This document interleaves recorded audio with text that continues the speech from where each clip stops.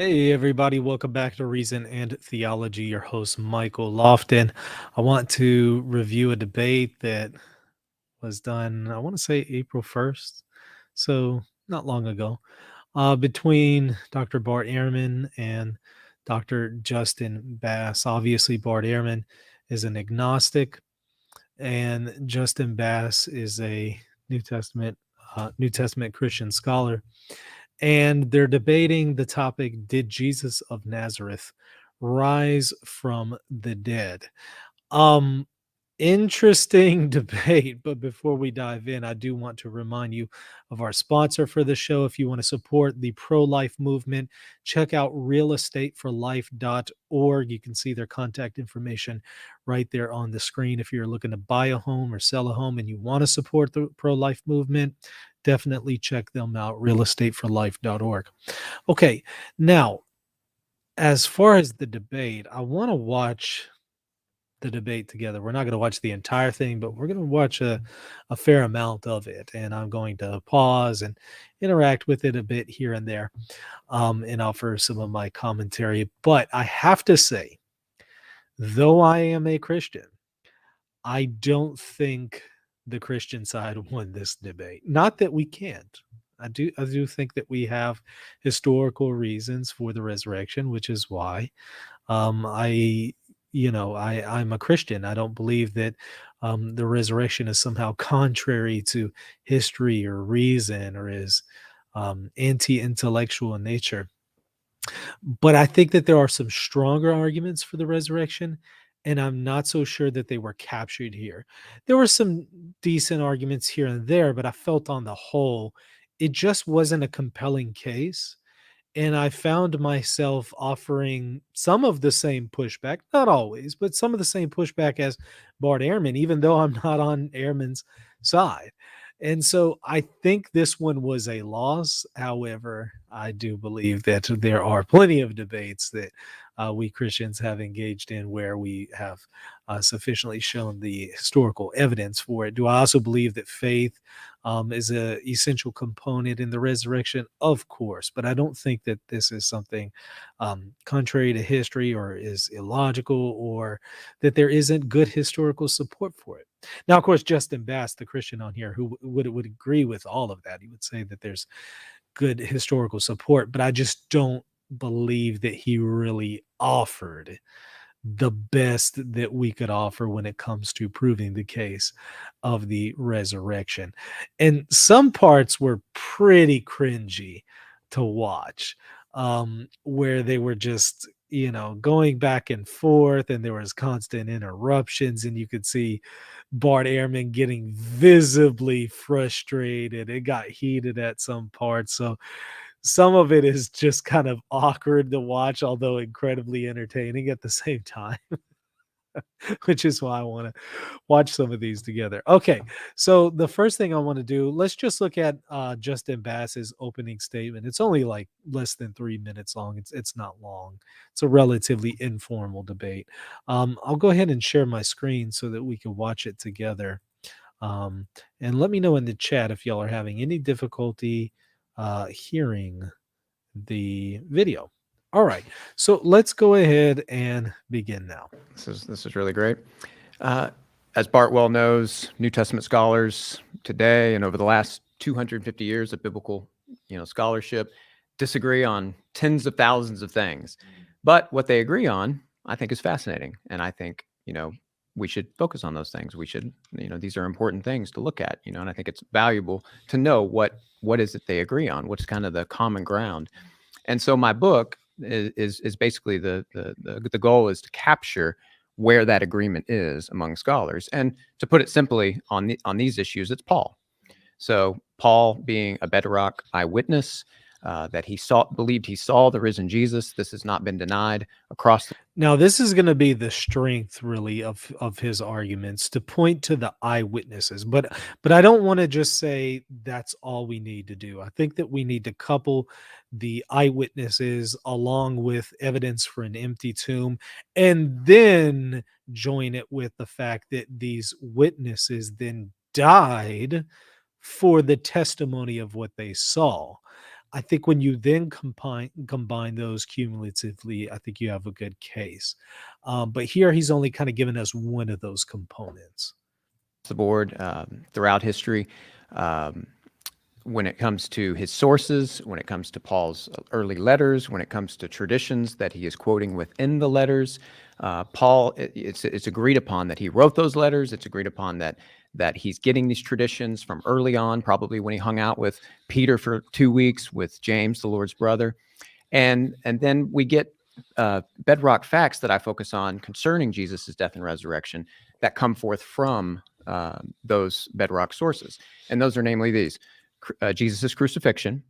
Then we have the claim, the actual just claim of Jesus' resurrection. I think that alone is just an innovative, unparalleled, unique idea that had not been known. Nobody was expecting a resurrected Messiah, let alone a crucified Messiah, in the middle of history. The third is the appearances, which largely are cataloged in 1 Corinthians 15, one of these early traditions. And then the fourth would be, I could use the great title from Bart's book, The Triumph of Christianity. So the fourth is basically how the early Christians, starting in Jerusalem and the very place where Jesus was crucified, launched from there and went on to transform the Roman Empire, went on to transform many nations, lay the foundations of Western civilization, and ultimately, still today, the largest religion on the planet. And all the Pew Research shows throughout the 21st century is going to continue to be. We have a religious future, a religious landscape of the world in our future. So that's kind of some bare facts and sources to lay out. It's a helpful one. Now, we're not going to cover in depth all of those facts on this conference. All right, so you get kind of a flavor of where he's coming from there. I don't think that again is the strongest presentation that we could have. I mean, again, in fairness to him, it's like 3 minutes of an opening statement. I get it, but I do think that there are other things to appeal to than the success of the gospel in the world, compared to other things like the empty tomb, evidence for an empty tomb, and then people who saw the risen Lord died for their testimony. I think that there's stronger arguments there. So let's now move over to the 736 mark and listen briefly to Justin Bass, who's going to talk about various appearances of Jesus, which again, I think that that's kind of where the strength of his claims are. And maybe he should have focused more on those instead of later on appealing to other things like the success of Christianity or non-Christians having dreams and then being converted through those dreams, or the uniqueness of the claim of the resurrection. I don't think that those are strong arguments, certainly not when it comes to the historical strength for the resurrection, which Ehrman is going to point out. So tell us about these appearances. Let's find out where Bart agrees or disagrees with you concerning the nature of them and what was reported, and then we'll go from there. Yeah, thanks, Justin. I think here's a way to think about the appearances. I love Acts 17. I'm sure Bart loves this chapter, and one of my favorite chapters maybe in the entire New Testament, where Paul goes to Athens and he's preaching on the Areopagus. But before that, it actually says that Paul was interacting daily with those who happened to be there in the marketplace and on the streets. And so here Paul's a street preacher, and I just love the idea of him engaging with pagans. And I like to imagine, how did Paul engage with them? What was the content? We're not told the content of those conversations. And so I like to think, in light of the appearances, I think the appearances probably would have been one of the things that he would have presented to a pagan as evidence for the resurrection of Jesus. He probably would have said something like, hey, Jesus appeared to me and I hated him. I believed he was cursed of God on the cross. I believed that, he needed to be, his movement needed to be wiped out. I was on my way to arrest Christians, and ultimately he appeared to me and he loved me and he forgave me and he can forgive you. And then maybe the pagan was kind of like a Bart Ehrman, believe you, Paul. And Paul said, well, what about Peter? Peter was his chief disciple and Jesus appeared to him. I can introduce you to him. And what about James, his brother? And what about a group of disciples that ultimately were with Jesus for 3 years, that he appeared to them multiple times? And also 500 people even Jesus appeared to at one time. And hundreds of them, I've met many of them, hundreds of them are still alive. And you can go and investigate and talk to them about what it was like to see Jesus. I mean, I like to just imagine that it was something like that. But, I find that compelling, and I think that, that kind of layout is what Luke means in the beginning of Acts when he refers to the convincing proofs. He says there were these convincing proofs, tekmerios, this great Greek word that was used for irrefutable statements in rhetorical Greek documents. And these convincing proofs were probably the appearances. And I think that really has been and to that extent. And that's where I think he should have focused more. In a minute, Ehrman is going to respond to those. And I don't think he adequately, refuted that. So I think that what Bass probably should have done is pushed Ehrman more on this, because Ehrman's going to try to explain these appearances, but I don't think he does sufficient, as we're going to see. And I wish the debate had really stuck there. And if that were the case, I think Bass probably would have done better in the end. Instead, he moves on to these other reasons, which I thought were pretty weak in nature. Let's move over to where we're going to hear a little bit from Bart Ehrman beginning at the 11-minute mark. Let's get his initial thoughts on what he just heard. Do you agree that at least people claimed to have seen the risen Jesus? I think it's probably right. I mean, Paul certainly. Paul tells us that he did. The problem with these others, of course, is they don't tell us that. So we don't have, Peter didn't leave us writings where he said, I saw Jesus. James didn't leave us writings. We don't know who the 500 were, none of this. So what historians tend to do, of course, is to examine their sources of information. And the most important thing is to know what the sources are, to determine whether they are reliable or not, and to see what they say. I mean, so we infer that I think that Peter probably did say that he saw Jesus, and I think James probably did. I don't know about the 500. They come out of nowhere in 1 Corinthians 15. There's no Mary Magdalene. Well, we don't have anything from her either, obviously. I know, but do you believe that she had an experience? Yeah, I do. Okay. And I believe that in a lot of religious traditions, you get reports like that. And so my issue with this kind of bedrock thing is whether it's appropriate to consider these kinds of claims outside of other claims for other religious figures. See, now this is where I wish Bass really, really pressed him.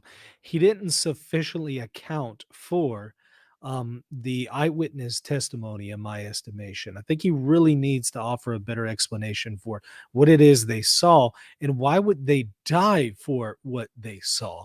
I think he really needed to deal with that, but instead he kind of deflects and wants to move over to, well, there's other people who claim to have eyewitness testimony of this and that. Why don't you believe those things?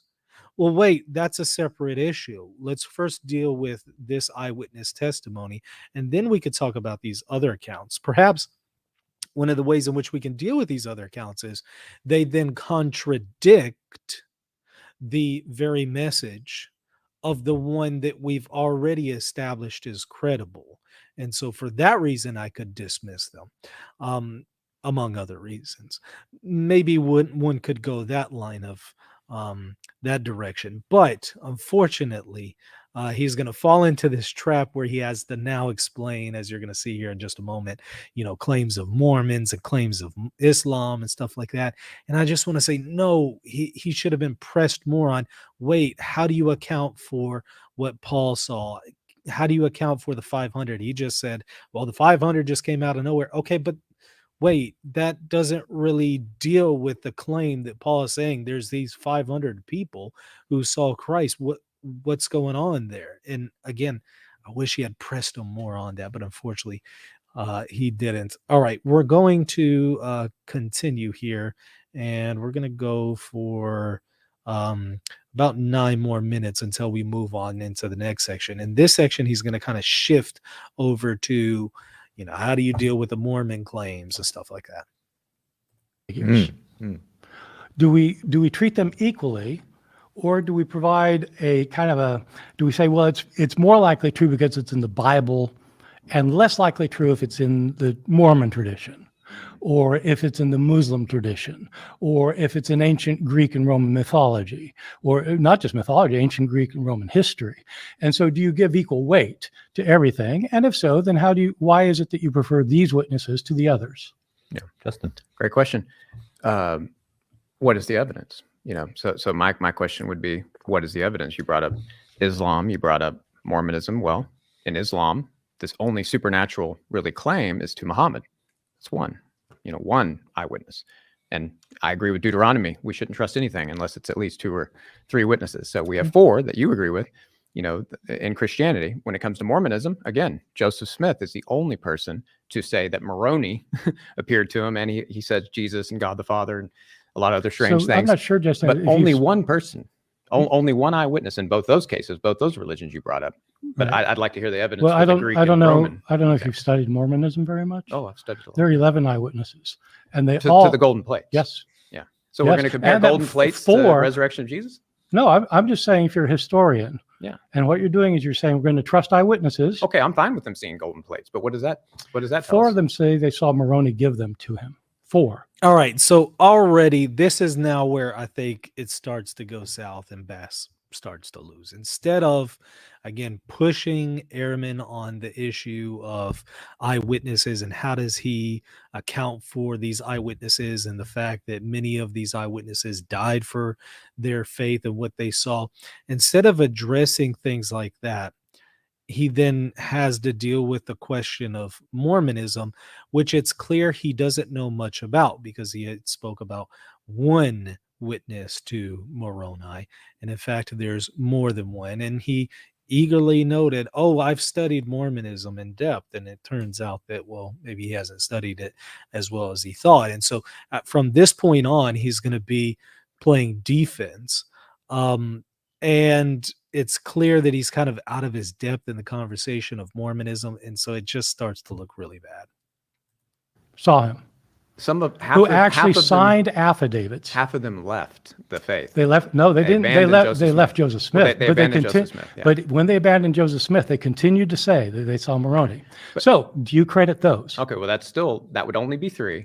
But No, to but abandon Joseph Smith, Joseph Smith 5. is the foundational prophet. It's 4 plus Joseph Smith. That's 5. I'm just saying, are you being And by the way, I'm going to see if I can move the playback speed to about 125. So it'll be just a little slightly quicker than normal. partial, or are you saying it's more likely because these are biblical witnesses? In those cases, by the way, we actually have their testimony, and it's within 100 years. Yeah, but so it's good enough. With the New Testament, you don't have Peter's testimony or James's testimony or the 500, so you don't have you've got Paul. But what we have is good enough to convince you for the New Testament eyewitnesses. You've already agreed. This is exactly my point. Jesus appeared. Exactly my point. Moroni, I agree they claimed it, but let's stick with Moroni. That isn't proof that it happened. Right. Who else has Moroni appeared to other than those people in history? We're talking about a particular event. Was Jesus raised from the dead and a particular But other things can support another event, right? So if Jesus is appearing to people, for example, all throughout history, if we have eyewitness, that's a separate argument. Okay. So I think we have to take one. Yeah, this is already kind of irrelevant. If Jesus had appeared to the original eyewitnesses, but then never appeared to anyone else, that still wouldn't take away from the historical claim for Christianity. Likewise, you could then say that if there's comparable evidence for another religion, it wouldn't take away from it. So what I'm seeing Bass doing, and he's going to continue to do, is he's going to just move the goalposts around over and over and over on the spot. And I don't think that was helpful, because it's clear he's on the defensive and is thinking on the spot and hasn't really thought through these objections yet. And so it just kind of shows weakness for his position. Argument at a time, because if you just start piling on arguments, we have to consider each of those arguments in turn. Okay, but I'm just giving you my reasoning that why Moroni's not convincing. I understand, but I don't think you've listened to my case here. Okay.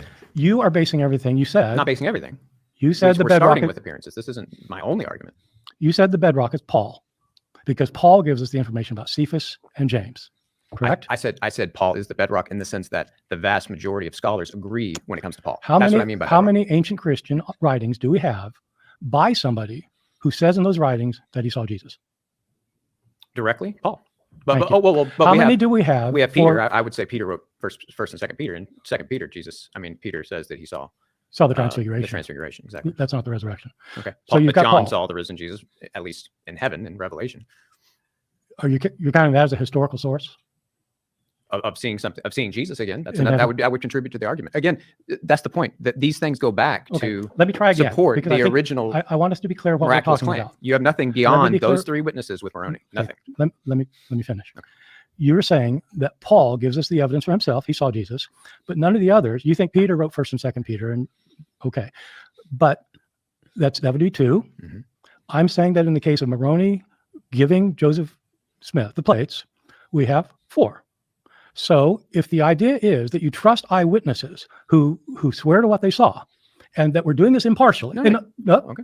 we're doing this impartially as historians. In other words, we're not trying to back up our faith. We're not trying to prove that we're right about something. Historians don't. And here again, I would note, but these people also died for their faith. That's going to be a little bit different than the claims of others. But also, if their message then contradicts the previous message, then we're not going to go with it. So if there's strong evidence for Mormonism historically, and there's also strong evidence for Christianity, but Mormonism comes later and it contradicts the previous message, I'm going to go with the previous message. And I'm not going to reject it so much on historical grounds, that is Mormonism, as much as I'm going to reject it on theological grounds. And that is why I would accept one's historicity over the other. All right, let's continue. Don't do that. Historians try to figure out what happened in the past, and they evaluate their sources.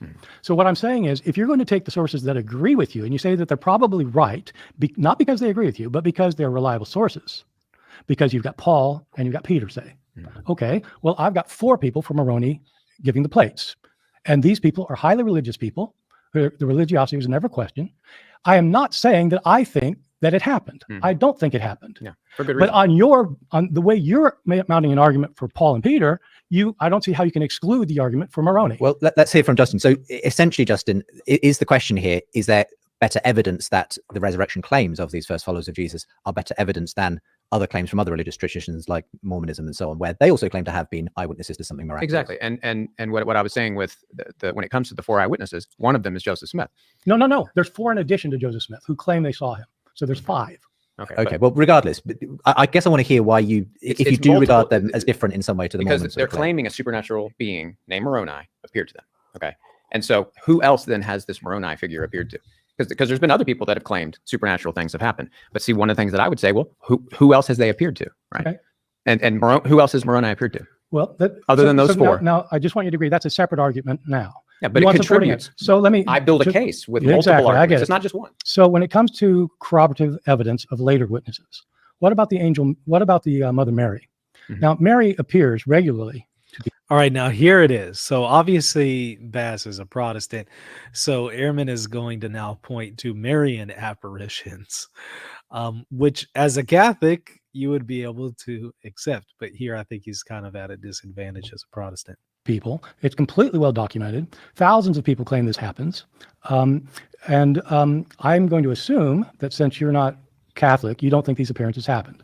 I'm open to the evidence, and I do think some of the stories Okay, so what of do you Mary think of is the compelling. I think some of the stories is compelling. You think she does appear to people? But I think what the issue No. Do you think she appears to people? No, I don't. I don't know. You just said the evidence was compelling. Well, I said it's it's something to look into. I'm saying it's enough to look into. Why don't you look into it? This would be Well, very important. I have looked into Okay, it. so But let me answer. I think it lacks the unexpectedness. So it makes and it normally happens in Catholic contexts. no, this is completely wrong. It's No. not. Well, does not- let's let Justin finish his point. It and I'll normally let you happens in comment. Catholic contexts. Okay. Okay.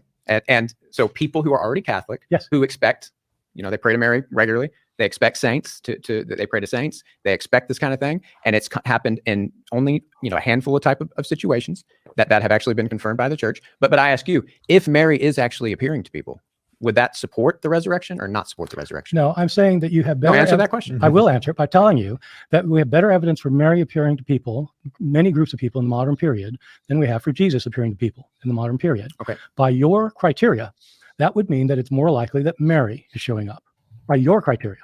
By my criteria, neither one happens. Okay, but if Mary is appearing to people, does it more support the resurrection or not? Yes, if Mary is showing up to people, then that would support. The So your resurrection. example to parallel to kind of thwart the evidence for the resurrection actually would support the resurrection. No, you're not understanding my. That's an interesting angle to explore. Maybe the merit of some of these Marian apparitions to bolster the resurrection claim, since Ehrman says he thinks that if you could, demonstrate these things, it would then support the resurrection. That's an interesting angle to consider. Argument. I'm saying that you. But that's true, right? What I No, just it's said is not. true. No, you're not. You just understanding. admitted that. You said if Mary is appearing to people, and you think there's a lot of evidence for it. I don't think so. I think it lacks the unexpectedness. The apostles, these people like Paul, Peter, Mary, were in no way expecting Jesus to appear to them. In no way. So Catholics who can have an expectation for this type of thing, it makes sense why it would happen. That doesn't really explain some of the apparitions like Fatima, with the sun dancing around in the sky. There's way more than just, they see a figure and they expect it to be the Virgin Mary because they're Catholics. It's a little bit more complex than that when you start to actually look into the apparitions. So I don't think he's sufficiently grappled with the Marian apparitions. And so these kind of, knee-jerk responses, I just think we're pretty weak. So so the argument. The problem is you're arguing about 3 or 4 things at once. You're arguing 3 or 4 things at once. I don't think you've read the literature on Mary, because in many I've read a lot of it. Yeah. Laurentine, yeah. Then you know full well that many times it's not expected. I don't know what he said there. Laurentine? I guess that's one of the individuals he read on this, but for me, it doesn't sound like he's very well acquainted with them. Just for example, again, I mentioned Fatima. The unexpectedness doesn't account for Fatima, and for the fact that you have atheists present who are observing this phenomenon. They don't expect the Virgin Mary, so it's just not a good argument. So, because if you've read the literature, so no, of course it's expected. That's the point. No, then you haven't read the literature. Well, there are many those contexts- testimonies of people who don't expect it and can't believe it. Yeah, but they know about Christianity. They know about people appearing How to many people. They know people- about the resurrection of Jesus. Okay. That's what I'm saying. And is that different from Jesus in the showing up to Christian people? worldview? Yeah. Well, where was the expectation for Jesus this is appearing a to people? key part of what you You mean by people discussed. who knew him? Yeah. What was the expectation? But where's the expectation for Mary? They're not expecting her to show up, and she does. But they're in a worldview that They are allows that. too in a worldview. No, They're in an apocalyptic worldview okay, that where expects was the the resurrection. Messiah? Where was the expectation of a Messiah rising in from the dead? Tell me that. That isn't what generated the appearances. They course. thought they saw Jesus afterwards. Of course, because he actually appeared to them. Then they concluded he was the Messiah. But if he didn't They appear to them weren't like you expecting believe, the Messiah to rise, how did they expect? Well, then how did they? and they weren't expecting Mary to appear. Okay, then how did they believe Jesus appeared to them? They saw him. Okay, so what did they see? Well, how do we know? What do they see when they see Mary? You don't think they see Mary? Well, that's what I'm saying. I think some of the What evidence did for the they Mary see? is they saw something. Well, I think they saw something with Jesus. Of course, I remember. But that's the thing. It led them to say something that was completely unexpected. Yes. So I think it. But it's more than just they saw something. They heard voices. They had a message. There was confirmation of, I'm going to show back up on this day and give you a sign and things like that. It's a lot more complex than just they saw something. I think it's So compelling evidence. can I just, it because actually you is guys to are going raise Jesus. 10 to the dozen here, and I just Exactly. want to, for the sake of the viewer or listener, I just want to be really clear on this point that you're making at this point, Justin, because there's a lot of different points being thrown out here. But it's that you say that the idea of a resurrected Messiah who had been crucified and resurrected was completely unexpected in that Jewish And Bart culture, agrees. and therefore is what you're essentially saying. It's unlikely they would have made something like that up. There had to be some. And there's a good point in here from Simon in the chat, and this is again what I wish Bass had put Ehrman on the defensive and really pressed him on. But it's not just that the apostles saw something; they actually touched him as well, as we have multiple testimony. First John talks about that which we have seen, that which we have heard, that which we have touched with our own hands. And of course, they also touch him in the account with Thomas. Thomas, for instance, touches his side. And so I wish he had really engaged at that more. It's not just that they saw something, they actually interacted with it. They touched it. How does Bart explain that? Were they all just under some kind of spell? Were they all just deluded? What's going on there? Some kind of experience that came behind that claim because it was such an unexpected claim. Whereas I think what I understand you saying, appearances of the Virgin Mary, although they may not have been expected in that moment or whatever by the people experiencing them, there is a general expectation in Catholicism that that sort of thing happens, and therefore it's not so it's hard to within the believe that worldview. Yeah. it's So been I- generated. So in where some did way. they get the Okay. So I'd like idea? to- I'd like to respond to Please, that, 'cause I just want to make sure we got that. Yeah, really no, I clear, think but- it's a good okay, clarification, okay, because I think that's absolutely right. Okay. And I think it's what happened with the followers of Jesus as well. okay, go on. They did not expect a Messiah to be raised from the dead. There was no expectation that a Messiah was going to die and raised from the dead. So they didn't expect that. The question is, what happened to generate that belief? Mhm. My view is it's absolutely right that Peter probably, Mary probably, Paul certainly, I would say, thought they saw Jesus alive afterwards. There's something happened to them to make them think that Jesus was alive. It's not because they're expecting the Messiah to rise from the No, dead. it wasn't. Right. What we don't know is who else had these experiences. But wait, but we still need to address the ones who did have the experiences, and not just what they saw, but things like they touched him. How do you account for that? What we know is that there were claims that other people did after the first people claimed it. Okay. And so And now here you're going to get an assumption from Bart Ehrman where he seems to indicate that, well, some people saw something and thought it was Jesus. And so other people, when they then heard these other people who saw, claim to have seen Jesus, they then say that they saw Jesus. That's an assumption. You're just assuming that since they heard somebody else say it, they then claim to have said it. And moreover, does that really account for their zeal and going out and proclaiming the gospel when they know deep down inside they didn't really see anything? It just, again, it's him assuming here. once you have a follower of Jesus like Peter say, I saw the Lord, it's not implausible. In fact, others start saying, oh, I saw him too. See, speculation.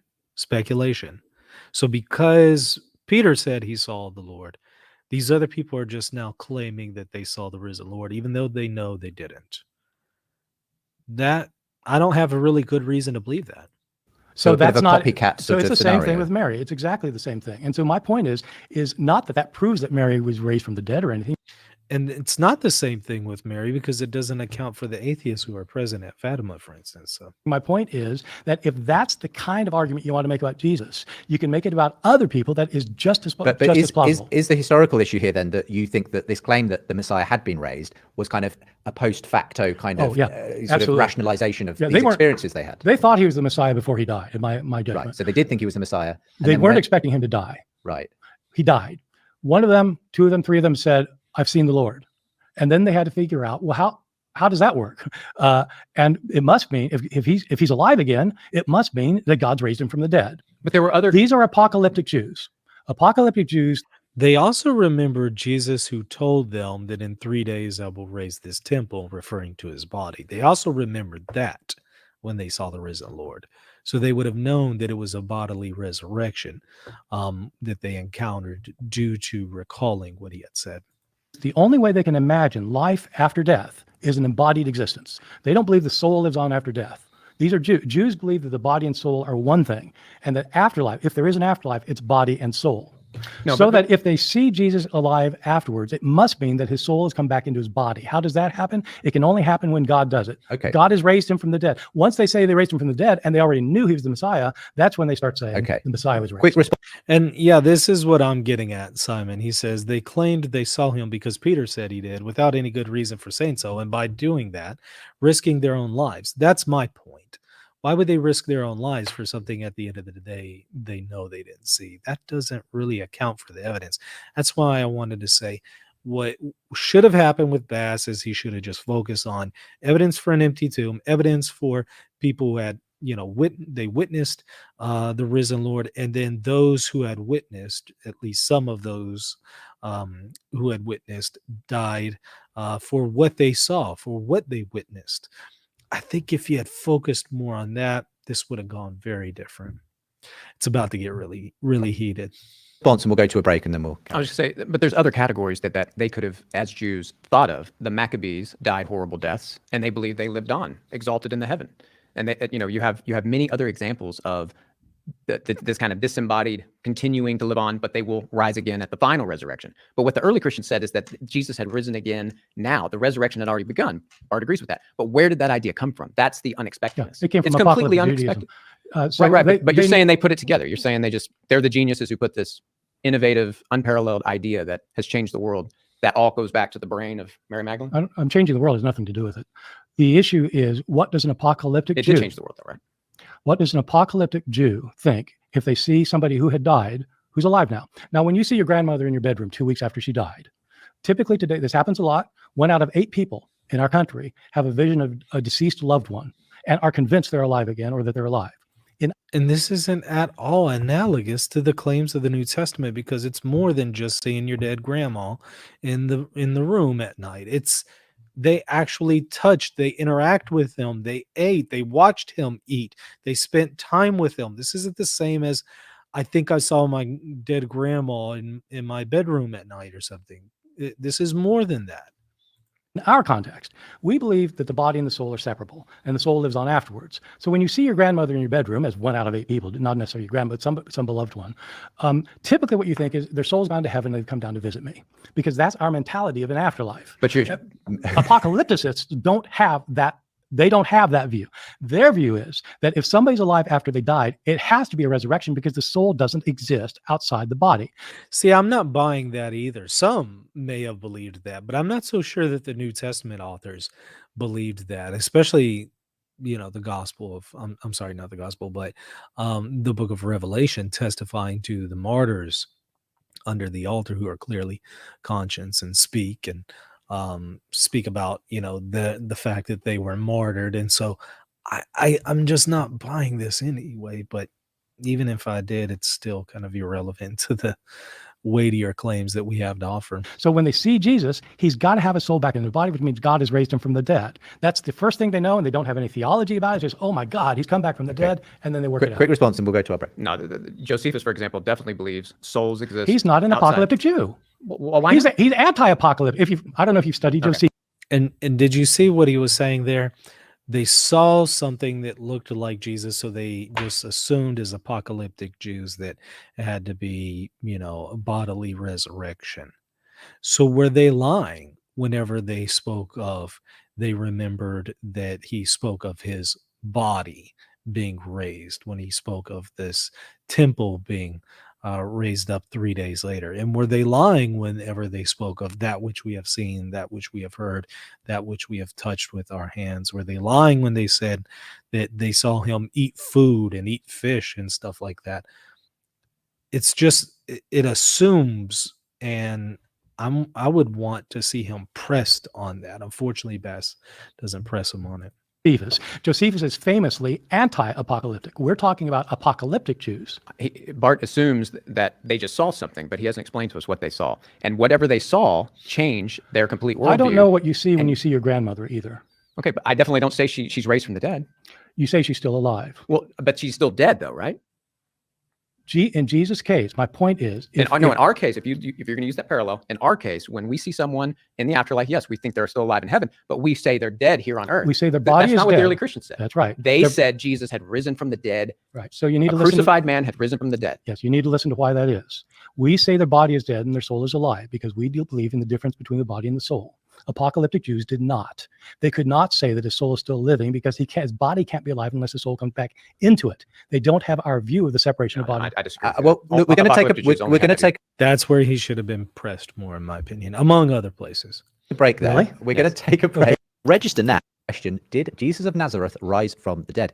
Now, just in that last section, Bart, you were sort of obviously going at it with Justin there as to whether this constitutes evidence for a resurrection, or whether it's just a sort of post hoc rationalization by apocalyptic Jews of the fact that they had some kind of an experience. Now, what do you say those experiences were? They said it was of a physically resurrected Messiah. What do you say they probably actually experienced from your perspective? So we have lots of records, of course, of people being seen after they're dead.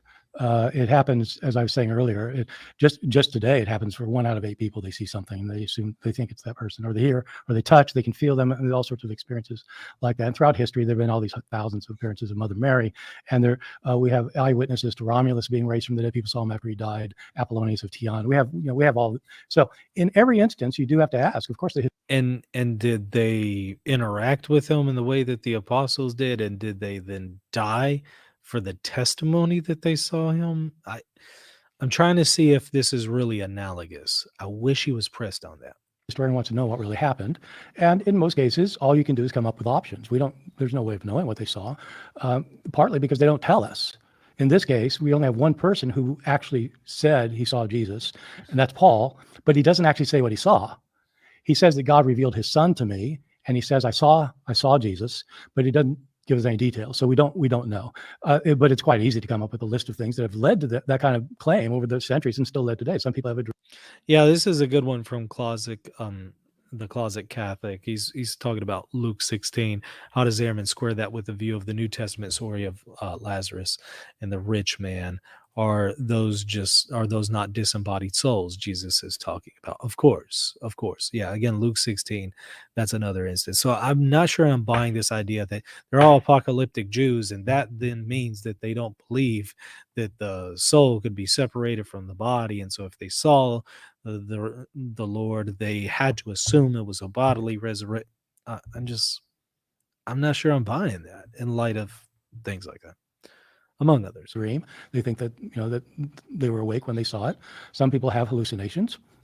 Some people see somebody who looks similar and they mistake him. Somebody sees something at a distance. I mean, so what happened in the case? Is that what the apostles did? They saw him at a distance and they saw somebody similar? No, they sat down, they talked with him, they ate with him, they touched him, they were right next to him. It's more than that. Case of Peter or Paul, we can't say, just as we can't say for any of the others. And so that's But you don't think they were just inventing it? They had some kind of an experience. Some people think so, but not the one that they claimed to have. I really had don't think in Paul that was making things up. I just don't. I don't think he's lying about it. He And- really saw Jesus. Yeah. And I'll just add, Bart says this is happening all the time. Where does someone project an enemy apparition?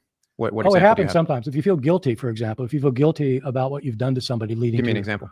Well, if you read the psychological literature on visions, you actually find a good bit of it. Anything specific? Well, they aren't names that you would. They're just people. I mean, Yeah. they're just people. Pretty sure. You Not did- in the literature. Not in the literature. No.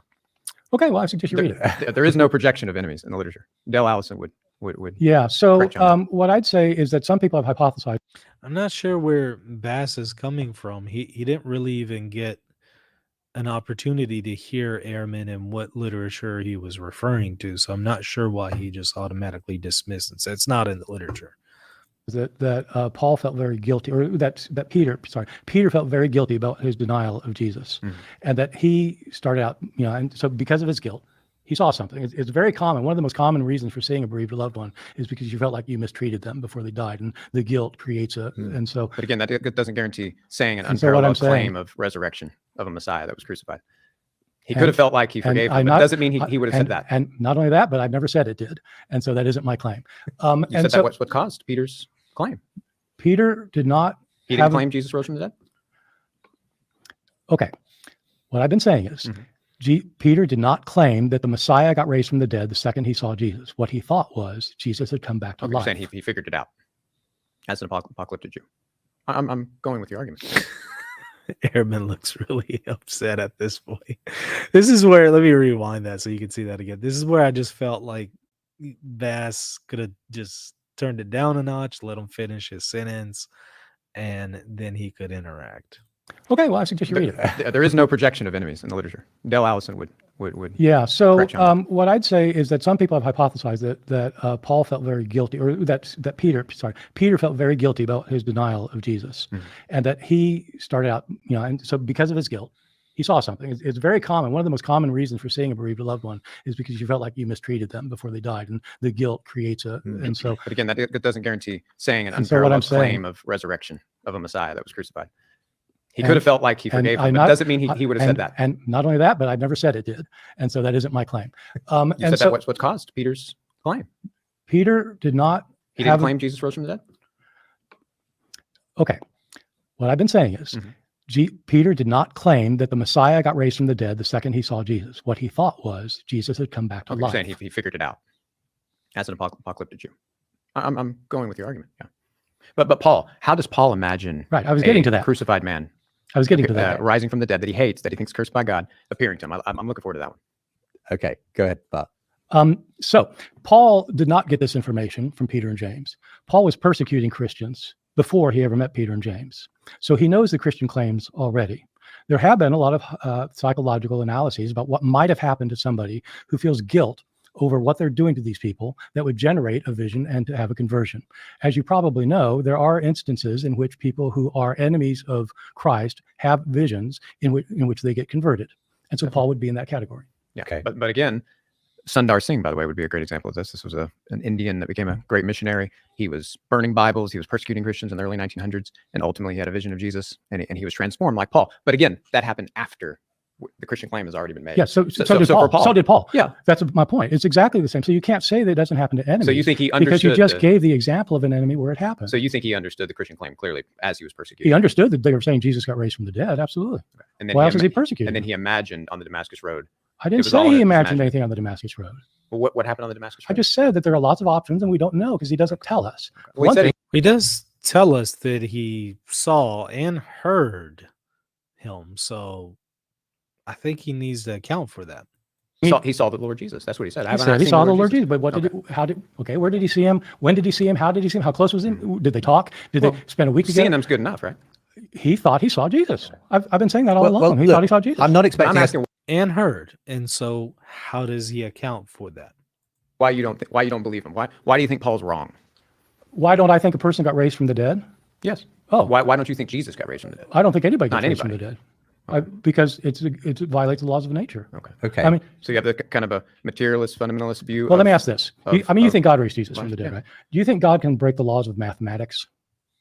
Can God God make can't this contradict himself, no. No, Because right. he is Exactly. mathematics is his language. That's right. The other language he uses is physics. Can he break the laws of physics? Equivocation. That's where I would say the laws of physics are not the same as the laws of mathematics.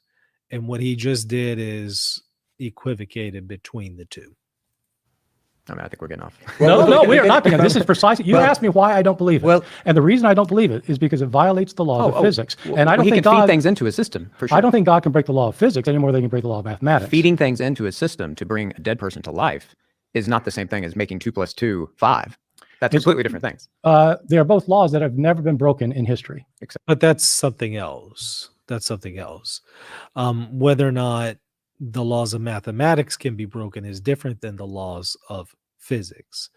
It's a different question or claim to say, well, none of these have been broken. Okay, but that doesn't mean that some of these laws of physics couldn't be broken. And it doesn't mean that that's now somehow equivalent to breaking the laws of mathematics. So there, he kind of had Ehrman on the ropes and really could have pressed him more. And I wish he did that. Except in the case of Jesus, right?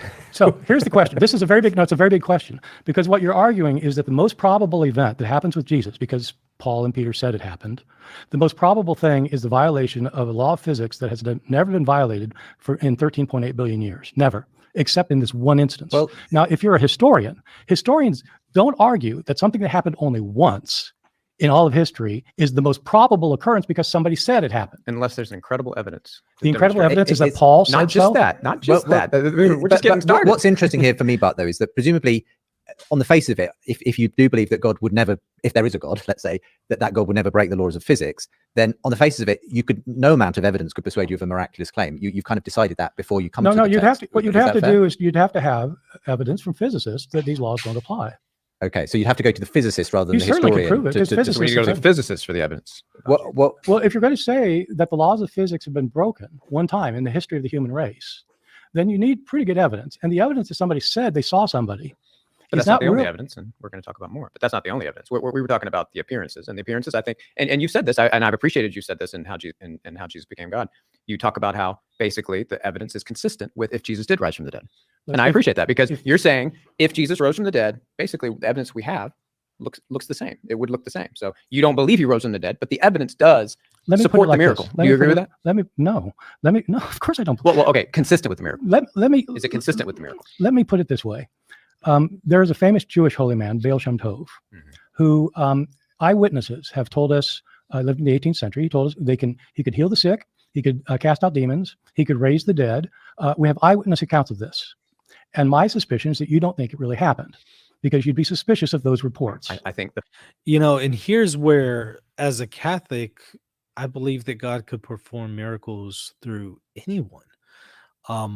And really just for anybody who believes the Bible, you should believe that. And so I wouldn't automatically dismiss these as incredible or impossible. That doesn't really take away, however, from the Christian position for the resurrection, because one as a Christian could say that, yeah, it's possible that God did perform miracles through this individual. The fact that nobody outside of Hasidic Jews think it happened is quite Okay, who interesting. outside of Christians think that Jesus was raised? Listen to that counter argument. Instead of saying, yeah, well, I believe that God can perform miracles through non-Christians, Bass takes the direction of, well, nobody outside of Hasidic Judaism believes in these miracles. I thought, gosh, that's one of the worst responses that could be offered, and you'll see why, of course.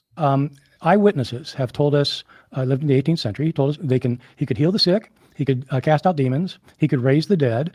We have eyewitness accounts of this.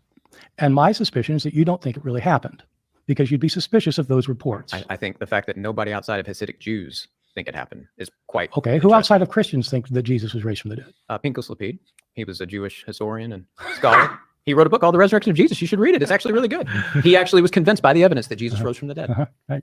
Okay. You should read it. It's I really mean, good. I He's a great guess scholar. He the was a great point is, scholar. if you come to believe that Jesus has been raised from the dead physically, it's quite likely you will become a Yeah. Christian. So And if you believe, inevitably the people miracles who- of Baal Shem Tov, But- then you become a and Hasidic Jew. I also point out So, there are but Not really, because I could say that it's possible that God did those miracles through him and still not believe that the Jews have the fullness of divine revelation. And I could say that it's actually Christianity that has the fullness of divine revelation.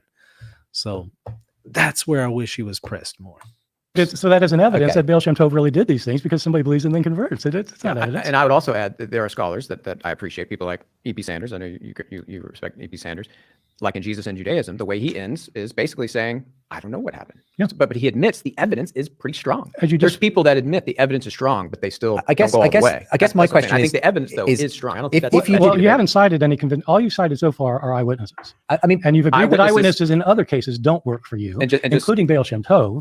And so I'd like to know, why do you choose some eyewitnesses again- over others? Again, nobody. And it's a legitimate question. It's fortunately not something that we as Catholics have to really choose between. We can accept some of these other eyewitness testimonies. It's not really in conflict with us. This goes back to Moroni. Nobody outside of those few people believe Moroni appeared to them. Nobody outside of certain Hasidic Jews believe that Baal Shem Tov did Okay, miracles. how about Mormons? How about Christians? How about Mormons? I just said nobody believes those miraculous claims happen outside. Yes. Well, nobody outside of the Christian faith thinks that Jesus is the Son of God who was raised from the dead. No. But people like Paul, for example, is an enemy that got convinced that Jesus rose from the dead. He Who just is the Paul for Baal Shem Tov? Tell me who he is. Well, there are a lot of Hasidic Jews who didn't start out as Hasidic Jews who read these Okay, but stories. who's, and become but who's a convinced. Paul? Who's someone who was persecuting the Hasidic Jews and then got convinced by the Baal Shem Tov miracles? You I bring all don't these think- people up, but it's insane. I mean, Jesus is completely unparalleled, completely Exactly. different than all these You rest. are a Christian. You've always been a Christian. Of course, you think that Jesus is the greatest thing ever. And so I You've almost understand said that you think Jesus is the most compassionate, most influential, amazing person. You've No, said I don't that. think He's he's close most to that. compassionate. No, I don't. But so you're in the Christian tradition and you want to show that you're right.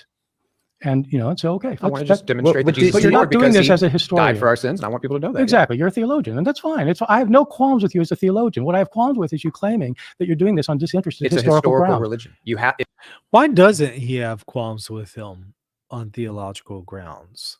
He always says that. I don't have qualms with you people who are religious on theological grounds. My qualms are just on historical. Why? Why don't you have qualms with them on theological grounds? If there's no good reason to believe this, you should have problems with them. I don't know.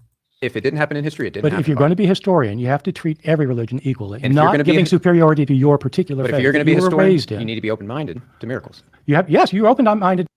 There's a lot of Christians who embrace Christianity and aren't raised in it. So I don't know. To everything. No, you.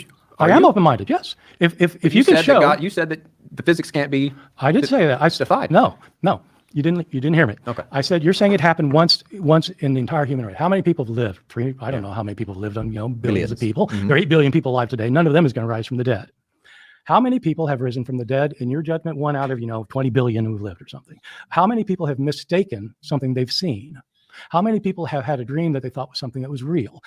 But that doesn't account for the evidence that we have with the resurrection, where they touch him, they see him eat, they eat with him. It doesn't account for that. They're right up close to him. many people have had a vision of a deceased loved one afterwards? Millions. Right. I So mean, this is if you're basically not gonna Hume's histor- argument, isn't it? Against miracles. That and I'll just essentially take it's one far, So I'm different from far more Hume. I'm not saying that it didn't happen. I'm saying that if you're So you're saying a historian can discover miracles in history then? You are saying that. I wish you wouldn't put words in my lips. Because I said you I seem to be said, closed-minded. let as me a repeat historian on it because I miracles. don't think you heard it. I'm saying that historians establish what probably happened on the past on the basis of probabilities.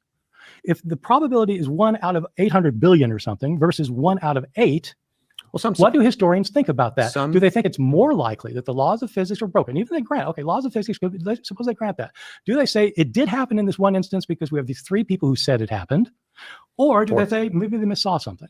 Okay. And that's the strength of Bart Ehrman's argument here in the way that Bass is presenting it. He's going to say, well, just because they said that they saw Jesus, and even if they did see something, doesn't mean that it was the risen Lord Jesus that they actually saw. That's what I want to say. But couple it with the empty tomb and coupling it with the fact that they not only saw, but actually touched, interacted with, and then died for the testimony of that. Then the strength is of the claim is really, really bolstered.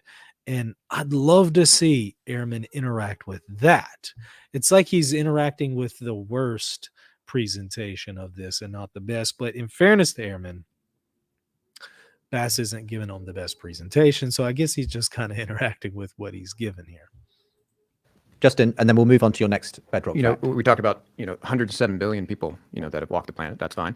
Out of those 107 billion people, how many of those people, those human beings, are worshipped by billions of people and called Lord and God today?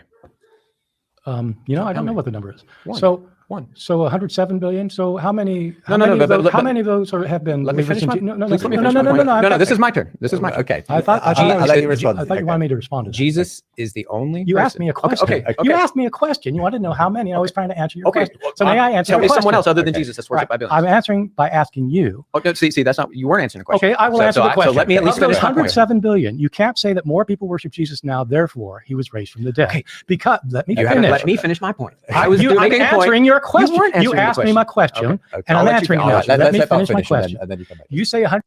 He should have just been more patient, let him finish. This just makes the Christian side look bad.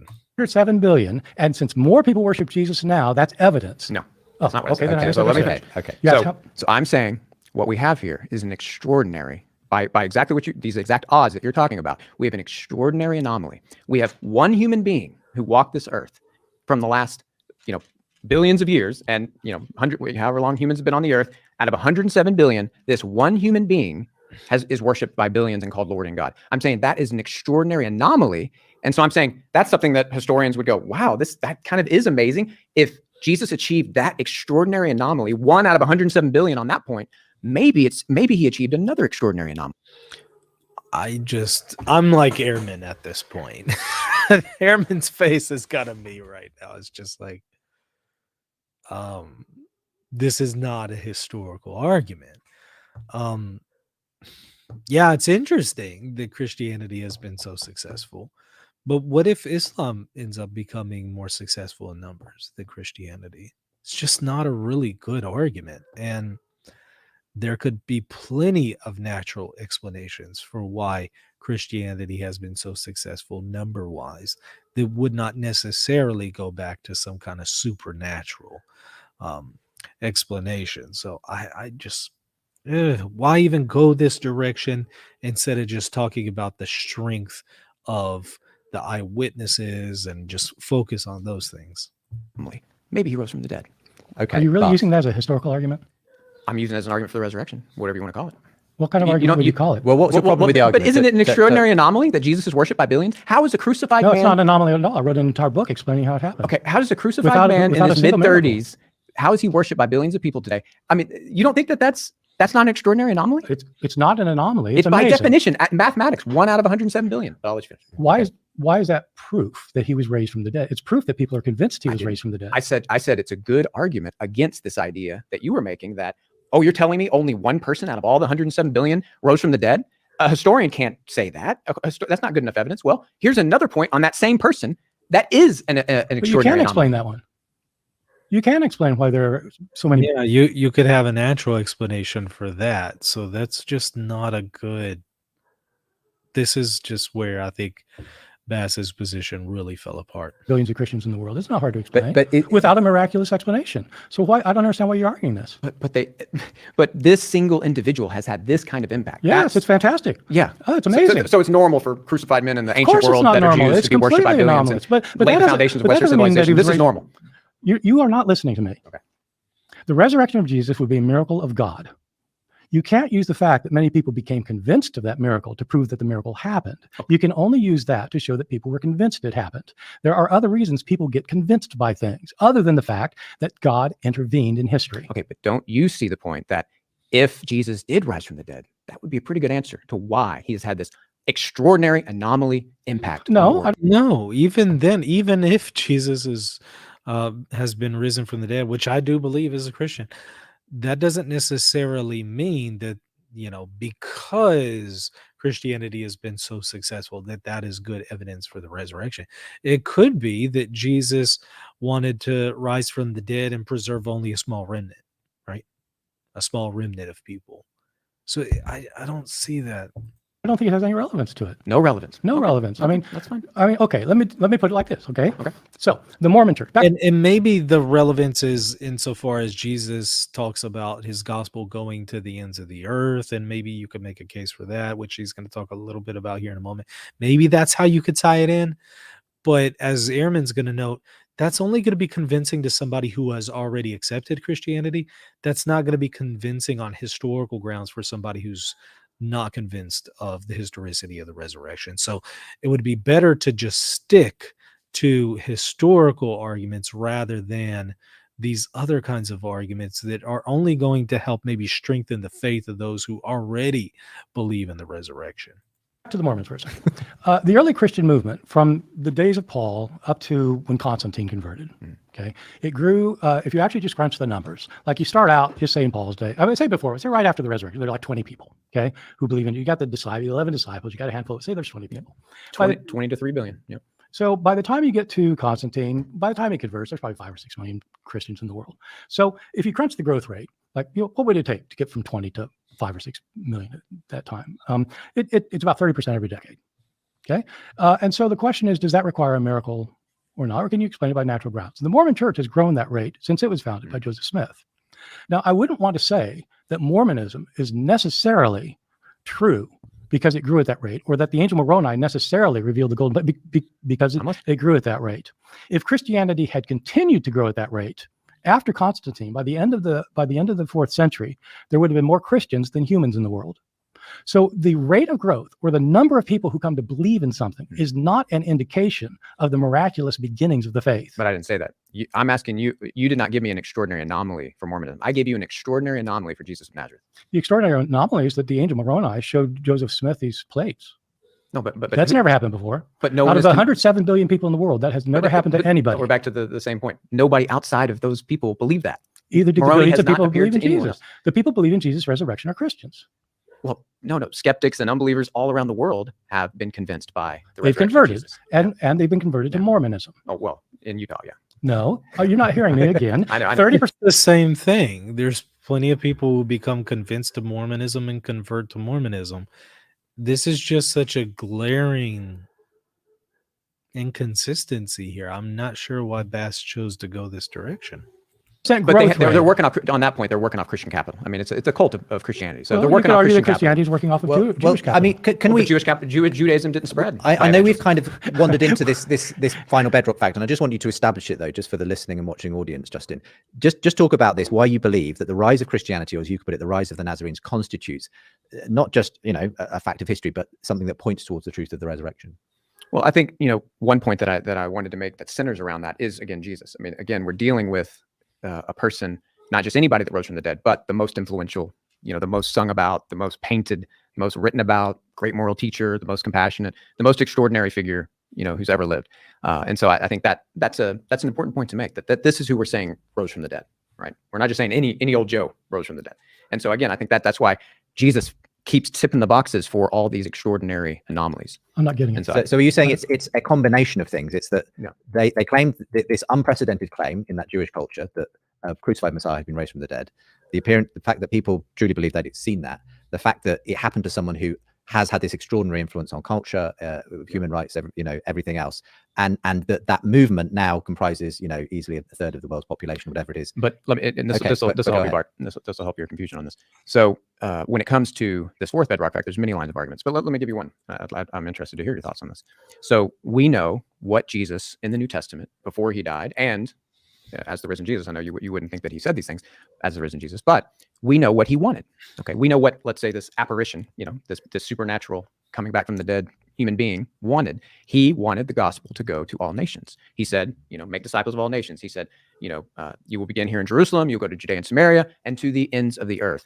And from Jerusalem, the ends of the earth, interesting. I mean, I haven't done the exact coordinates, but maybe Papua New Guinea would be like something like the other side of the world. And interestingly, Papua New Guinea has over 90% of people that profess Christianity. I just find that amazing that it was said by Jesus in the first century on the Mount of Olives that this message will go to all nations. It's made it to the other side of the world, but 195 nations, how many of those have Christians in them? So what you'll call this a happy accident, I presume, but I would say, wow, what Jesus wanted, what the raised Jesus wanted actually came to fruition. And of course, to have that accomplished, it took dominating the Roman Empire. It took dominating Western. And again, this would be convincing to somebody who already accepts the historicity of the resurrection. But for somebody who's skeptical of it, that's just not a strong argument. I don't know why it was brought to this debate. Civilization. It took all that. Wow. And this looks to me like a raised Jesus, Lord of the world, directing his church. What say you? This is your view of a historical argument for the resurrection. Is that what you're saying? Is that this is I'm saying this is a clear counterfactual. The Christian movement didn't have to survive. It could have not gone to the ends of the earth. It could have stayed in one part of the world the whole 2,000 years. The last No, I 2,000 understand years. as a Christian that this is very important. No, to but you. you don't have to be a Christian. I'm to just believe that. asking if you see this as evidence that Jesus was raised from the dead. Was this the sort of thing that you would publish in a historical journal as an argument that Jesus was resurrected? If it's something else, it's fine. If it's your I'm saying it's theological, one of the lines of evidence. I'm asking you, that is this the Jesus- sort of thing you would publish in a historical journal as an evidence for what happened to Jesus' body? I would definitely publish it as something that is a line of evidence for the raised Jesus and the fact that he's Lord of the world and still directing his Okay, church. so here's my view. This is an argument that would be convincing to people who are already convinced. It's not an argument that will carry zero weight with anybody who's not convinced, because it's a theological argument. And I have no problems with theological arguments because they have their place. The mistake is thinking that It's a historical fact, though. It's not a theological argument. Jesus made this claim in the New okay. Let me Testament. finish. Okay. Finish what you're saying, and Yeah, then I'm you'll let me saying- say something. We will. I'm saying that the argument that Christianity succeeded is not a historical argument for what happened to Jesus' body. The question of the resurrection is what happened to Jesus' body. Was it brought back to life? Now, I'm assuming you don't think it was brought back to life. You could, it's easy to argue, by the way, that one of the things that happened, and what most people today would say, is that it was a near-death experience, right? He died, and so people saw him, and so that'd be another explanation. You could argue that. You could argue most anything, but the fact that billions of people today are convinced, when you go out on your mission in Jordan and you convince somebody, okay, suppose you convince an entire household and suppose they can convince 100 people that Jesus was raised from the dead. How does the fact that those 100 people now believe show what happened to Jesus' body? Okay, I feel like you're missing. I just asked a question. I just asked you a question. I asked you a question. I would agree with you. That doesn't prove. Okay, so That's not what I'm saying. convincing people doesn't prove it, Yeah. then the fact so many people have been convinced does not prove it. It's not that so many people. It's not necessarily that so many people has been convinced. It's that we know what the raised Jesus desired, and what he desired. We now have 20/20 hindsight, and we can say, look, what he desired has happened. And so let me give you an example. If the writing in Mormons, if Moroni had said, I want the Mormon message to eventually dominate America and America to be completely Mormon. Mhm. Okay. Mhm. And let's say Mhm. we're sitting at a table in some future time and all of America was Mormon. Yes. It was completely Mormon. Yes. I would say, yeah, you know what? That looks like some evidence that Okay. Moroni might have had, there may be something to him. Okay. So in the same Okay, way, let's pursue that then. so let's pursue in the it. same way, let me finish. In the same way, if Jesus says, my gospel will go to all nations, Okay. and now 2,000 years later, it has, Yeah. and we could think of 100. If Islam says that it is going to dominate the globe, and it ends up doing so, ends up becoming like really successful. I'm talking about more successful in numbers than it already has, to where the majority of people in the world are Muslims. Does that prove Islam? thousands of counterfactuals where it didn't have to do that. Yes. The Christian movement could have died and can I- disappeared. and one of the things you point out is that there think were that's other a Jewish very important point. messianic movements which did peter out, where when the Messiah got killed, it stopped. But your point is this was the only one in which the leader said it will go to the ends of the earth, and it actually did. I mean, and therefore that's some as you kind know, of as you Who know, else I said don't think their message would go I to the ends of absolutely the don't earth? think Jesus said that. Of course, it's in the gospel, so we could have that argument too. But whoever said that, just to make the point, whoever said that, It's- it still was said in the context of Christianity Look, being what, look, thousands of people? look, So it it's is- still amazing claim and fulfillment. I'm sorry, this is Okay. not a historical argument for the resurrection. Bart gets a little exacerbated here. and kind of understandably so, because again, I just don't think this is a good argument. Can't claim that the rate of growth of religion is an indication of its Not rate of truthfulness. growth. It's fulfilling a specific claim that Jesus made. How do you not see that? So respond to that specific then. Jesus What never do you made think? this claim. Okay. Okay, Luke. Then whoever wrote Luke and whoever wrote Acts and whoever wrote Matthew, they made the claim. Did No. they prove right? Were they I think proved you've right? read my books. You know I don't think that. Oh, okay. No. I'm saying whoever wrote Matthew, I'm assuming you're anonymous authorship on these books. I'm saying whoever wrote them, they made these claims. According to you, they put them on the lips this of on the Jesus. lips of Jesus. But when they made As these you know from my claims- books, that's never what I've said. Go, they- just explain what Matthew what your didn't make perspective is. this up.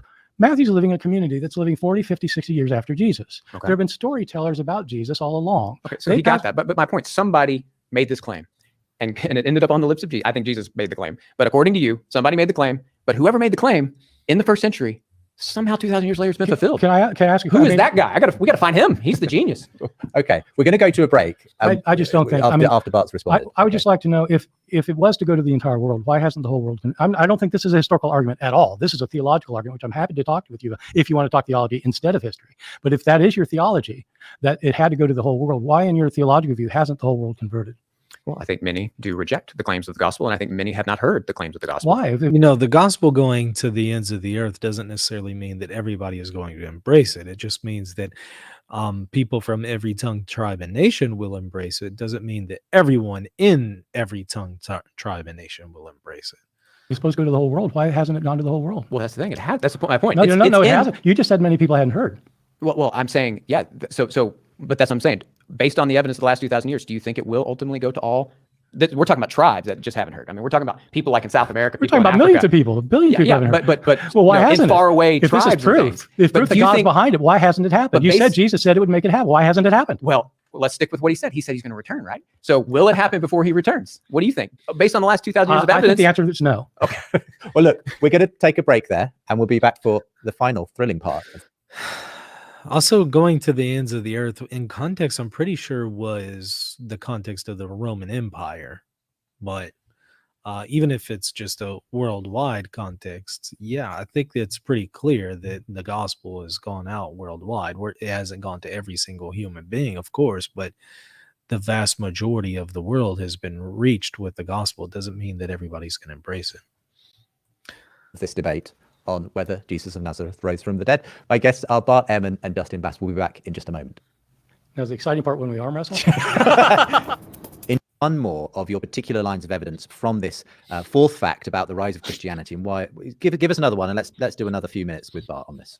Yeah, thanks, Justin. I happen to be writing a book on this one. This is my next book, so I'm interested to hear what Bart thinks about it. So this one really has to do with the dream. So this is another just, I think, relatively weak argument. Don't know why it was brought up instead of focusing on the original one.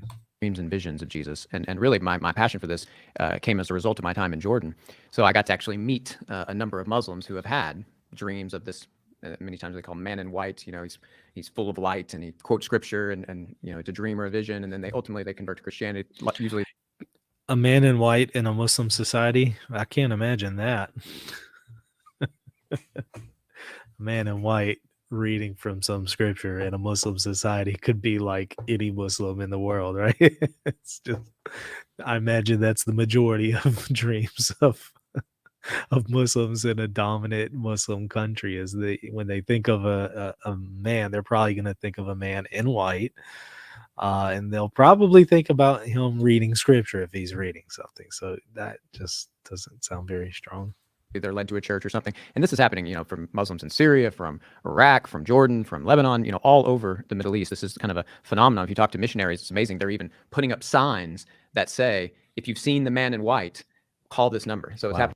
again, don't a lot of Muslims wear white in Islamic countries? I think so often that Muslims are responding to that, and so it's an interesting thing. But as I've gotten into the book, what I'm fascinated with throughout church history is I actually have examples from every century for the last 2,000 years of people who have believed that Jesus appeared to them, and I do think these are separate, these are distinct from the resurrection appearances, which I think ended with Paul. But I think these are the continuation, just as we see in the book of Acts. Jesus still continued to appear to Paul, like in Corinth, and encourage him and things like that.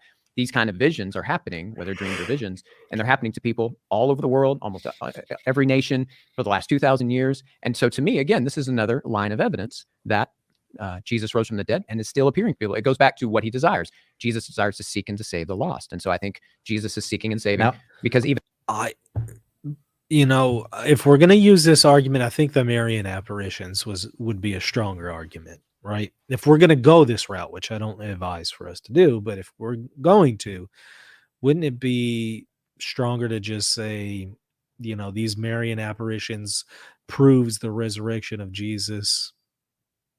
I think that would be a stronger argument than saying some people had a dream about Jesus and are converted to Christianity. Even unbelievers are having these visions. I'm going to anticipate what Bart is going to say, but Bart, you can correct me. But doesn't this happen in other religions? Why this isn't exclusive to Christianity? People claim they've had all kinds of visions in other religions. Doesn't prove that the religion is true necessarily. Yeah, I would say this is unique to Christianity. And again, so I hate bringing back Moroni. I think we've talked about Moroni more in this discussion than any time Moroni's ever been talked about outside of Utah. But yeah, the fact that Jesus is appearing all over the world, almost every nation for the last 2,000 years, to Hindus, to Buddhists, to Muslims, to Jews, and they're converting. I don't know of any other faith that could make such a claim. So this is I think, a unique phenomenon. There's even I think Bart's aware of this because he referenced Philip Weeby's book, Visions of Jesus, which I'm had enjoyed reading in preparation for my book, and he talks about how there's even a separate study in the psychological understanding of the paranormal and of these type of things called Christic visions, because they're so common and there's so many. This is happening so often, and so that's what I would say is it's really truly a unique phenomenon with, again, the person of Jesus. So this is just another line of evidence to add to all these others that we've been talking about that I think suggests this Jesus rose from the dead. Okay. But well, I don't really have anything to say about it. I mean, I'm pretty sure you do, Bart. Oh no, I really don't. I mean, because I don't think it's any evidence of anything. I mean, people have dreams about all sorts of things. It doesn't mean the thing is real. I mean, so I'm sorry, I've never thought about it, studied it. I read this book, and it's very weird, very strange. I don't believe it really happened. As you know, the film disappeared. I don't. But he interviewed. Just so you know, he's talking about a film that they believe they saw Jesus. I don't buy that either. Okay. But there was 32 individuals he interviewed that gave people from Canada, people from Australia, people from America that gave powerful. I was convinced that they have seen people have dreams and visions of something like Christ. Well, it's not true. It's not true that it only happens in Christianity, of course. Okay. What are the? Well, it's very famous in the ancient world. I mean, people in one of the great healing gods of the Greeks was Asclepius. And the way the healing rituals worked is that there was a shrine of Asclepius. He was a divine being, Greek divine being who could heal people. And people who had a problem, they had breast cancer, or they had a maimed limb, or they had cancer, they had whatever they had. They were blind. They'd go to an Asclepium. It was called Asclepium, and they would. The way it worked is you would go to sleep in there, and you'd spend and Asclepius would come to the person and heal them. And we have abundant testimony, hundreds of testimonies that this worked. And we actually have a number of these Asclepia that have been dug up by archaeologists that they're actually pretty interesting, because they would make representations of the body part that got healed. And so you'd have their walls covered with breasts and penises and arms and eyes and ears, depending on what. And so it was all based on a dream cult. And Asclepius isn't the only one. We have all sorts of cults involving Zeus, for example. And so throughout history, of course, there have been lots of cults that claim that they're the person is being dreamed of and healing them. Oh, that is fascinating. History. I learned a lot about Asclepius, but I just have to ask you, Bart, who has Asclepius appeared to lately? Just last night, I had a really interesting dream, and it proves that Asclepius is raised from the dead, because I dreamed about it. Let me ask you this: if people from all over the world started thinking that Asclepius was appearing to them, or Apollonius of Tyana, or Moroni, or any of them, wouldn't that be something? Wouldn't you go, wow? That would be something. Yeah, that would be something. But it's happening with Jesus. I don't think so. No. It's a fact that it's happening. No, it's not. It's just whether or not he's actually appearing to them. There are 8 billion. There are 8 billion people in the world. The people who've never heard of Jesus do not have dreams of him. No, one of the examples in my book is Samuel Morris, a guy from Libya and he heard the voice of Jesus. He went to Taylor, I don't know if you're at Taylor University. They have a statue for him. They dedicated a whole hall for him. He had never heard of Jesus. He heard the voice of Jesus. He survived this tribal attack. It's an amazing story. I mean, again, it's amazing. Great. like Pincus Lapide, you just look into these. These are powerful. Yeah. But there definitely are people who have never heard of Jesus, and they have these visions. They have these dreams. And Why do you think it doesn't? So again, I don't think this is a historical argument, but just out of curiosity, why do you think it's taken so long? And why don't you think Jesus just appears to everybody? Yeah, I'm glad he recognized this isn't a historical argument. Now he's just kind of getting into a theological discussion with them, which is unfortunate. I wish they had stuck to the topic and had a historical discussion rather than going into these theological questions. Although I do think, in fairness to Bass, that he offers a decent response here. Well, because I agree with Pascal, Blaise Pascal. He said, God isn't interested, I'm paraphrasing, but he said, God isn't interested in just convincing the intellect. He wants to incline the will. Yeah, but so I think he wants to humble us. So I think he wants people to not just be convinced. He could easily do that. He could do something wild in the sky and convince all of us. But if he could break the laws of physics, and he could do that at any point. But I think the God of the Bible, what I think in Jesus, they want us to humble ourselves. Okay. They want us. Jesus wants us to come to him and seek him with all our heart, and he'll respond. So why does he show up to some people then? Why does he show up to some people, not others? I don't, I can't say exactly why Jesus appears to this person or not, but I would say maybe it's because that person has more open heart and they're responding in some way, kind of like Cornelius in Acts. He's seeking, the true God, and what happens? So the fact that an angel appears to Peter, and Peter brings the gospel to Cornelius. So people with an open heart have dreams of Jesus, and then they convert, and people don't. And so, okay, that's fine. That's your theological view. That's fine. And it's a religious point of view. And, I'm saying I didn't say I know for sure, but I'm just saying that it's likely that it would. You have very well from the Bible that depending on someone's response in their heart, if they're seeking or if they're hardening their heart, a lot of times that depends on their interaction and how God is. That's fine. I mean, it's a religious view, and it's fine. It's not the sort of view that a historian would use to argue for something that happened in the past. Where I think you are trying to tie it to something historical, Justin, is that for you, it seems to be that this happens in today's world, let's say, for Christianity. People from other worldviews aren't having visions of the Prophet Muhammad here in the UK. They're not having visions of. I don't know if that's true. People, I'll say it this way: people of their own religions, they do have visions, but across the way, that doesn't happen. And it's amazing. I mean, you can even go to Google and search. I've done it in YouTube. Oh, well, Google's the one I trust, especially the internet. I think especially if you have a Wikipedia page, I'm there. But you can't find like Christians are not having visions of Muhammad and Krishna and Buddha. Okay. Buddhists are not having visions of Krishna. But you're saying Muslims are having visions of Muslims Jesus. And here's the amazing thing: Muslims aren't having visions of Joseph Smith and then saying, "Oh, Mormonism's true." That's never happened. I don't know if it's true or not, and I think that's incredible. I think it's I think it's literally incredible, but I think it's incredible. I'm going to send my book. You're going to endorse this. No, I am not going to endorse. I will. Yeah, if you promise to let me put my own blurb on the back, I will definitely write an endorsement. Maybe obviously, Bart, you feel I believe in freedom of speech, but not on my book. I mean, you feel that where Justin takes these arguments strays beyond the realm of history. Obviously, you think that. But in any case, it strikes me that even when you go back to the things where you were happy to agree on some of those bedrock facts, the death of Jesus, the fact that there was a claim, the fact that people claimed that they had the appearances, and so on. Even so, it doesn't sound to me like that could ever amount to enough to explain for a resurrection to be explanation, because at the end of the day, people don't rise from the dead. That's what you're saying. No, that seems to be what you're saying. Because you're saying, I know it sounds like that's what you can't break the law of physics. People don't rise from the dead. No, it's not quite what I'm saying. Okay. You've got he's given 5 claims so far, right? The crucifixion, the unparalleled claim, as you're calling it, the appearances, the triumph of Christianity over the earth, and now dreams. Okay, so of those 5, I would say one of them could be considered historical evidence for the resurrection. I'm not saying which one, the appearances. Yeah, because crucifixion obviously isn't a proof of a resurrection, right? Well, and that's where he should have focused, was the appearances. You have to be dead to be resurrected. But that's not proof of a resurrection. It's just proof of death. Yeah, sure. Right. So I mean, it's not proof of resurrection. And unprecedented claims, I don't think that's an argument, because we certainly the claim was not, the Messiah has been raised from the dead. The claim was, we have seen Jesus.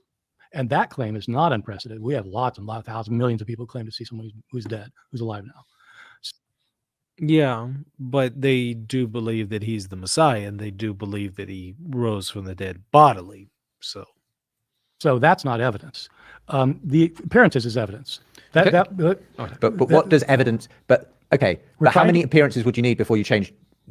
Because you say? Just let me get there. Okay. So the triumph is not evidence, and the dreams aren't evidence. They're not historical evidence. You might confirm you in your religious beliefs. So it's really the appearances. And so the question is, what kind of appearances would it take to convince somebody?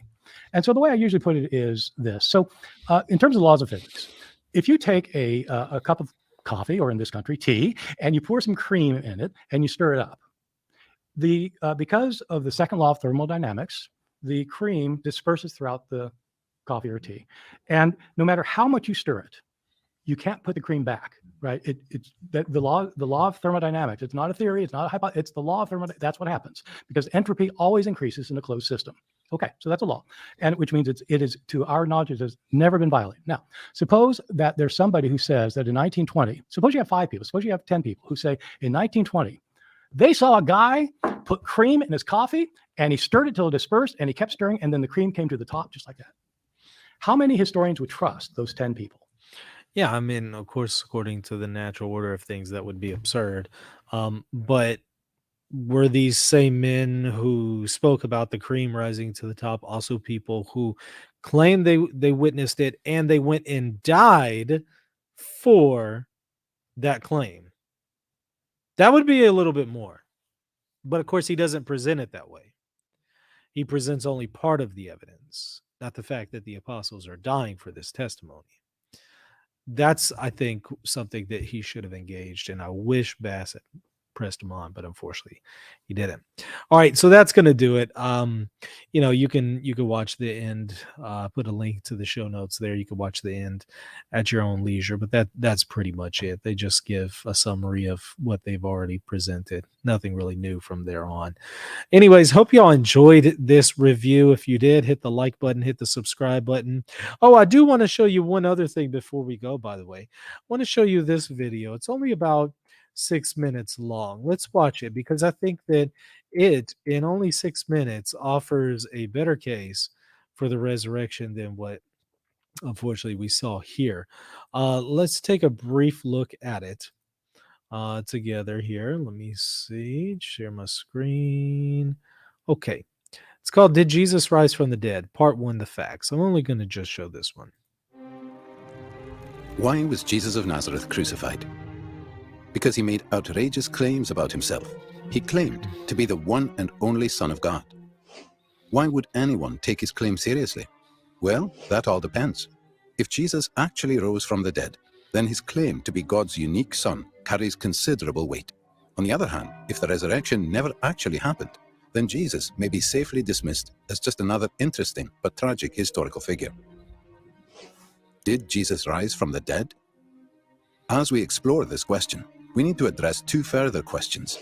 What are the facts that require explanation? And which explanation best accounts for these facts? There are 3 main facts that need to be explained. The discovery of Jesus' empty tomb, the appearances of Jesus alive after his death, and the disciples' belief that Jesus rose from the dead. And with this last one, I would couple in the fact that many of them died for that testimony. I would just strengthen it with that additional part. Let's examine each of these. Fact number 1. The discovery that Jesus' tomb was empty is reported in no less than 6 independent sources, and some of these are among the earliest materials to be found in the New Testament. This is important because when an event is recorded by 2 or more unconnected sources, historians' confidence that the event actually happened increases, and the earlier these sources are dated, the higher their confidence. Moreover, the Gospels indicate that it was women who first discovered that Jesus' body was missing. This is likely historical because in that culture, a woman's testimony was considered next to worthless. A later legend or fabrication. And I think what Ehrman would say here is this just proves that they saw something, not necessarily that they saw the risen Lord. But I would say, yeah, but what they're claiming they saw, they actually then say that they touched with their own hands. Would have had men make this discovery. Our confidence in the empty tomb is further increased by the response of the Jewish authorities. When they heard the report that the tomb was found empty, they said that Jesus' followers had stolen his body, thereby admitting that Jesus' tomb was, in fact, empty. Now, what somebody might say in response to that is, well, okay, sure, but these people who are affirming the resurrection are the same ones saying that the Jewish authorities testified to the empty tomb. So they're already kind of biased. I would say, but wait, hold on. They're writing this in a historical context, which they would be able to confirm in their own day. Otherwise, it would make no sense to make this claim about Jewish authorities in their own day when the Jewish authorities in their own day would not have testified to an empty tomb. most scholars by far hold firmly to the reliability of the biblical statements about the empty tomb. Fact number 2.